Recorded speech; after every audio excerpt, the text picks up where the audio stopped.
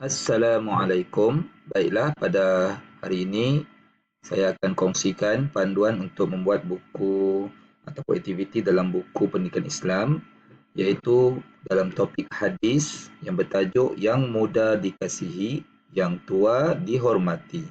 Bermula dengan muka surat 38. Baik, untuk muka surat 38, arahannya lengkapkan hadis di bawah. Ini pilihan jawapan. Kamu, murid-murid semua perlu masukkan pilihan jawapan yang betul di ruang kosong yang disediakan. Ini adalah hadis, lafaz atau teks hadis yang telah kita belajar dalam buku teks. Boleh rujuk dalam buku teks, ya. Baik, seterusnya ini pula perlu dilengkapkan terjemahan ataupun maksud kepada hadis di atas.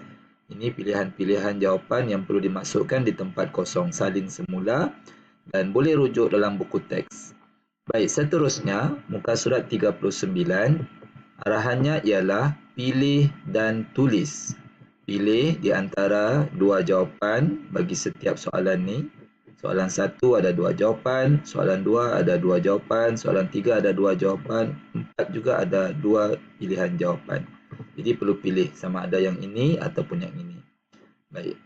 Hadis ialah semua perkara yang pilih antara dua ni, dibicarakan atau disandarkan kepada Nabi Musa atau Nabi Muhammad, sama ada dari segi perkataan ataupun perbuatan,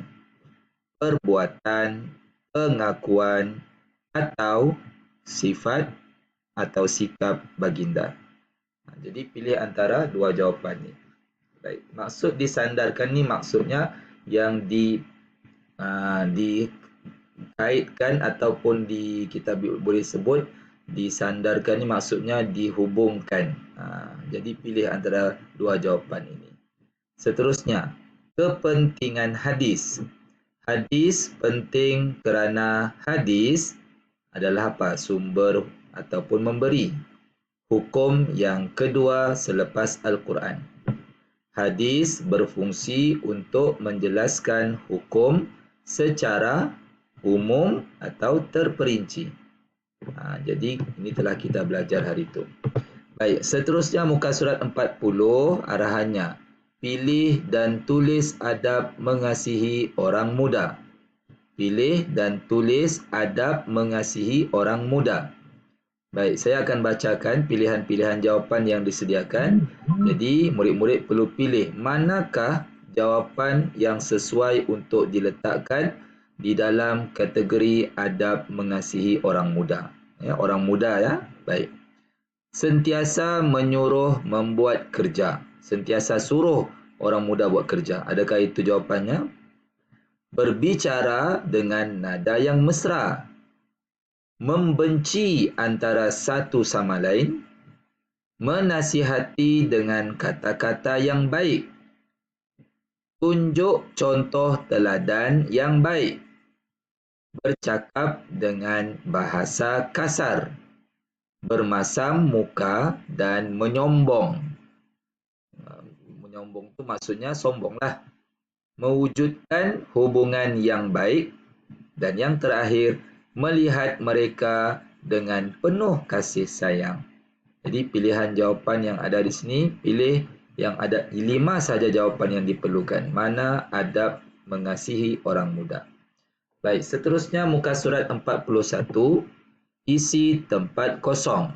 Ini pilihan jawapan. Ada 6 pilihan jawapan untuk diisikan di 6 ruang gambar yang ada di bawah. Mana yang sesuai? Tengok gambar, kemudian kamu sesuaikan dia, ya.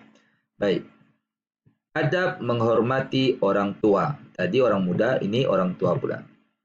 Bercakap dengan sopan santun. Rasanya mana satu tempat yang sesuai.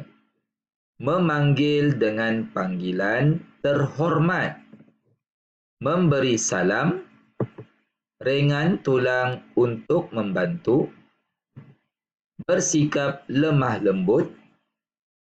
Meminta nasihat dan bimbingan. Baik, kalau tengok gambar pertama, gambar ibu dengan anak sedang berpelukan. Gambar kedua ada gambar atuk ni, anak-anak ni dia ucap Assalamualaikum. Gambar ketiga, ayah ni ataupun atuk ni memberi nasihat kali. Kita mestilah rajin belajar, kata atuk ni. Nombor 4, terima kasih Siti. Nombor 5, selamat pagi Pak Cik. Nombor 6, saya pulang dulu cikgu. Jadi pilih mana yang sesuai dengan gambar. Baik, seterusnya 42. Tulis betul atau salah. Jadi murid-murid hanya perlu tulis betul atau salah bagi kenyataan-kenyataan yang ada di sini. Ini dia bagi contoh sudah. Kalau betul maka tulis betul. Kalau salah tulis salah. Baik, ini semua adalah kesan apabila kita mengasihi orang yang lebih muda. Apa yang akan terjadi? Baik, contoh di sini, disayangi dan dihormati. Betulkah? Betul. Jadi tulis betul. Nombor 1, keluarga akan hancur. Adakah itu kesan mengasihi orang yang lebih muda? Kalau betul, tulis betul. Kalau salah, tulis salah. Nombor 2, keluarga akan hidup bahagia. 3, orang muda akan lebih sopan. 4, melahirkan generasi yang kurang adab. 5, mudah mendapat kerjasama dalam semua urusan. 6, sering mementingkan diri sendiri. Dan 7, masyarakat akan hidup aman. Baik, dan yang seterusnya muka surat 43. Baik, ini kamu boleh buat mengikut seperti mana yang ada di sinilah. Fikir dan tulis. Ini pilihan-pilihan jawapan yang ada. Kamu fikir mana satu yang sesuai dengan kesan menghormati orang tua. Apa kesan yang akan terjadi bila kita menghormati orang tua? Mana yang sesuai kamu turunkan di bawah ni. Baik, cikgu bacakan. Mendapat keberkatan dalam kehidupan. Sukar mendapat kasih sayang. Masyarakat memandang rendah.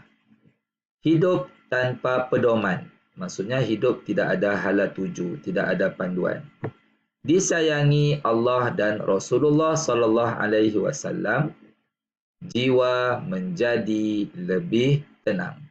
Jadi antara jawapan-jawapan di sini mana yang sesuai untuk dimasukkan sebagai kesan menghormati orang tua. Dan yang terakhir, berdasarkan gambar, tulis tindakan kamu. Kamu lihat gambar pertama ni ada seorang ibu ni ataupun cikgu ni, dia sedang bawa banyak barang. Jadi apa yang perlu kamu buat? Nombor 2 ni nampak ada kanak-kanak yang kehilangan ibu dan ayah. Apa yang kamu akan buat? Nombor 3 nampak orang buta yang sedang melintas jalan.